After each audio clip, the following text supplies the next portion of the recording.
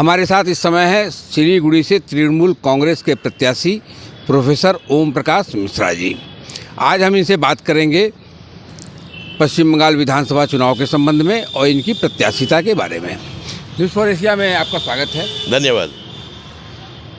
Professor, आप बाहर से यहाँ आए हैं और पार्टी में ही तमाम लोग यह सवाल उठा रहे हैं, कहते हैं कि ये तो बाहरी हैं। इसके बारे में क्या कहना चाहेंगे आप? मैं तो माल बाजार का रहने वाला हूँ, पढ़ाई लिखाई भी नॉर्थ बंगाल यूनिवर्सिटी से है। ये सही बात है, जो मैं सिलीगुड़ी में नहीं रहता हूँ, जादवपुर यूनिवर्सिटी में प्रोफेसर हूँ।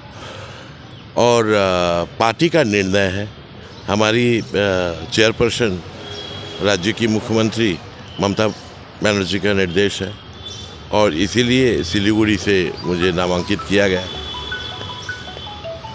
तो देखिए, जो बाहरी का आरोप लग रहा है प्रोफेसर ओम प्रकाश मिश्रा जी पर, तो इन्होंने स्पष्ट किया कि हम माल बाजार के रहने वाले हैं। माल बाजार सिलीगुड़ी जलपाईगुड़ी एक ही है।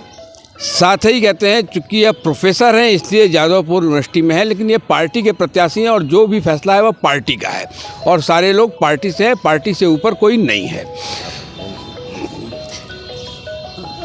मतलब ये विधानसभा चुनाव में सिलीगुड़ी में आपको क्या रिस्पांस मिल रहा है और आपकी क्या? बहुत अच्छा रिस्पांस मिल रहा है। और दूसरी ये बात है, जो पुराने काफ़ी लोगों को मैं जानता हूँ और मुझे तो करीबन सबको ही जानते हैं हमारे राज्य में, क्योंकि मैं प्रवक्ता हूँ और करीबन 15 साल में से रेगुलरली पॉलिटिकल एनालिस्ट कहिए, पॉलिटिकल वर्कर कहिए की भूमिका रही है बांग्ला टेलीविज़न चैनलों में, हिंदी में, अंग्रेजी में, तो सब कोई जानते हैं। और दूसरी बड़ी बात यह है, जो ये पार्टी के हमारे जो कार्यकर्ता हैं उनमें काफ़ी उत्साह है। जितने अभी तक वार्ड में जा चुका हूँ वहाँ पर सब कोई मौजूद है और कोई दिक्कत नहीं है। मेरा पहला कार्यक्रम ही तो था, हमारे पार्टी ऑफिस में था और हमारे चेयरपर्सन जो है दार्जिलिंग जिला तृणमूल कांग्रेस के प्रतुल चक्रवर्ती, उनकी अध्यक्षता में ही काम शुरू किया।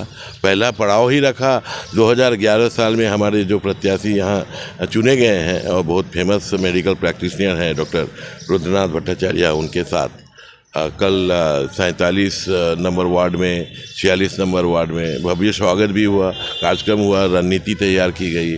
आज 2 नंबर वार्ड में है, 4 नंबर वार्ड में है, लोगों से मिल रहा हूँ। सिर्फ 3 दिन ही हुए हैं घोषणा के, किंतु काफ़ी बढ़ोतरी है। कोई दिक्कत। सिलीगुड़ी में आपको बहुत अच्छा समर्थन लोगों का मिल रहा है, कहते हैं। यहाँ लड़ाई किससे मानते हैं आप? नहीं, देखिए, हर एक राजनीतिक दल का अपना महत्व है और हमारा लोकतांत्रिक देश में हर एक राजनीतिक दल, उसको अधिकार है लोगों के पास जाने का और लोग चुनते हैं। तो मैं समझता हूँ जो इसमें किसकी बढ़ोतरी है, किसकी आगे है, ये आप लोगों को देखना है, आप लोगों का काम है। मैं हर एक पार्टी का सम्मान करता हूँ और जो भी प्रत्याशी होंगे उनका सम्मान करूँगा।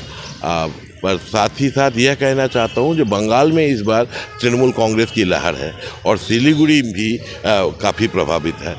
हमारी नेत्री ममता बंदोपाध्याय का बहुत बड़ा ऐतिहासिक जुलूस 7 तारीख को यहाँ सिलीगुड़ी में ही हुआ है और उन्हीं के साथ मैं कोलकाता से आया भी 6 तारीख को शाम को। तो मुझे तो लगता है जो यहाँ पर जो तृणमूल कांग्रेस की सरकार बनने वाली है बंगाल में, उसमें सिलीगुड़ी की भागीदारी रहेगी, दूसरे ज़िलों की भी भागीदारी रहेगी। बहुत ही अच्छा रिजल्ट होने वाला है और सिलीगुड़ी में उसमें शामिल रहेगा। आप इसके पहले भी चुनाव लड़ चुके हैं, कांग्रेस में रहे थे, कांग्रेस को क्यों आपने छोड़ा? कांग्रेस का मैं हमेशा सिपाही रहा हूँ, 38 साल कांग्रेस के साथ जुड़ा रहा, 18 साल की उम्र से। दूसरी बार जब मोदी साहब पावर में आए तो मेरा ये मानना है, जो देश में यदि संवैधानिक लोकतंत्र को रक्षा करना है तो आरएसएस बीजेपी का मुकाबला करना पड़ेगा और इसके लिए देश के तमाम अपोजिशन पार्टी एक साथ आ जाएं। और इसी बारे में मैंने अपने पार्टी में काफ़ी चर्चा की। हमारे उत्तरबंग संवाद जो है यहाँ पर लेख लिखे, डिबेट किया, पार्टी के एग्जीक्यूटिव काउंसिल में प्रश्न रखा, बातें हुई और मेरी बात नहीं मानी गई। मैंने ये कहा था जो अब बंगाल में हमें तृणमूल कांग्रेस के साथ भी बंधुत्वपूर्ण या मित्रतापूर्ण संपर्क स्थापित कर लेना चाहिए, क्योंकि हमें केंद्र सरकार का विरोध करना है। पर मेरी पार्टी ने, बंगाल यूनिट ने ये बात नहीं मानी, तो इसलिए मैंने रिजाइन कर दिया अपने पोस्ट से और पूरा 2 महीना मैंने वेट किया जब तक मेरा रिटन रेजिग्नेशन रिटन तरीके से एक्सेप्टेड नहीं हुआ, और जिसमें लिखा जो मेरी बात को नहीं मान पा रहे हैं। उसके बाद मैंने फैसला लिया, जो ममता जी से, हमारे मुख्यमंत्री से हमारी मुलाकात हुई, उनसे मैंने बातचीत की और हमने तृणमूल कांग्रेस का दामन थामा।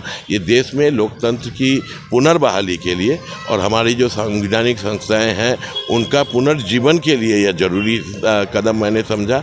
और मैं ये समझता हूँ जो विचारधारा की लड़ाई है, वो लड़ाई कांग्रेस की भी है, वो लड़ाई तृणमूल लड़ रही है। कांग्रेस की लड़ाई आज तृणमूल कांग्रेस लड़ रही है, और ये सिर्फ बंगाल में ही नहीं, और तृणमूल कांग्रेस को आज देश की तमाम अपोजिशन पार्टी सपोर्ट कर रहे हैं। तो मेरा जो पॉलिटिकल लाइन है वो लोकतंत्र के पक्ष में है, और इसीलिए तृणमूल कांग्रेस के पक्ष में है, बंगाल के पक्ष में है, हमारे देश की सार्वभौमता के पक्ष में है। सिलीगुड़ी की सबसे बड़ी समस्या आप क्या मानते हैं? यदि आप विधानसभा में पहुंचेंगे तो सबसे पहले किस समस्या का यहाँ समाधान कराएंगे?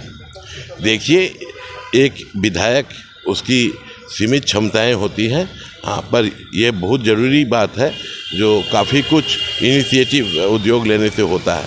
यहाँ काफ़ी सारी समस्याएं हैं ही, ग्रोइंग मेट्रोपोलिस है, पॉपुलेशन बढ़ रहा है, ये दायरा बढ़ रहा है, और इसलिए आपका ड्रेनेज की समस्या हो या डंपिंग ग्राउंड की समस्या हो, पार्किंग की समस्या हो या ट्रैफिक की समस्या हो, ये सब है। किंतु इसके अलावा भी बड़ी बातें हैं। सिलीगुड़ी बहुत महत्वपूर्ण कॉमर्शियल इकोनॉमिक एक्टिविटी का केंद्र है। इसकी सबसे बड़ी पोटेंशियल है आपको नॉर्थ ईस्ट का, आप कह सकते हैं, जो गेटवे है, और इसको नेशनल सिक्योरिटी और डिफेंस के तरीके से भी महत्वपूर्ण है।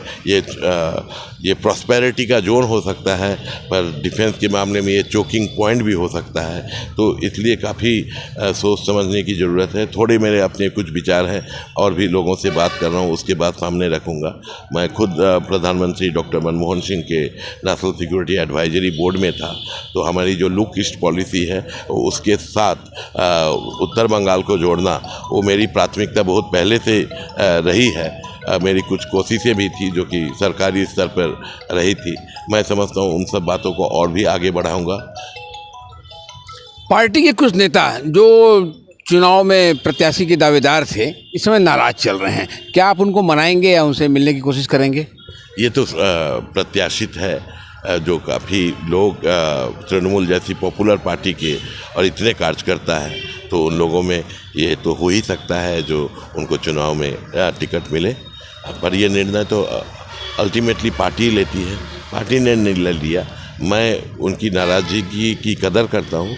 मैंने बात भी की, फ़ोन से बात भी की, और भी कुछ लोग हैं जिनसे मैं मिला, वो मिले भी मुझसे, और बात हो रही है। मैं समझता हूँ ये दूरीभूत हो जाएगा, और मुझे कोई नाराज़गी नहीं है उन लोगों से जिनको लगा है जो शायद उनको टिकट मिलना चाहिए था, क्योंकि काफ़ी एस्पिरेंट है, काफ़ी योग्य लोग भी हैं, तो इसका मैं सम्मान करता हूँ। तो ये थे हमारे साथ प्रोफेसर ओम प्रकाश मिश्रा जी, जो जादवपुर यूनिवर्सिटी में प्रोफेसर हैं और सिलीगुड़ी से तृणमूल प्रत्याशी हैं।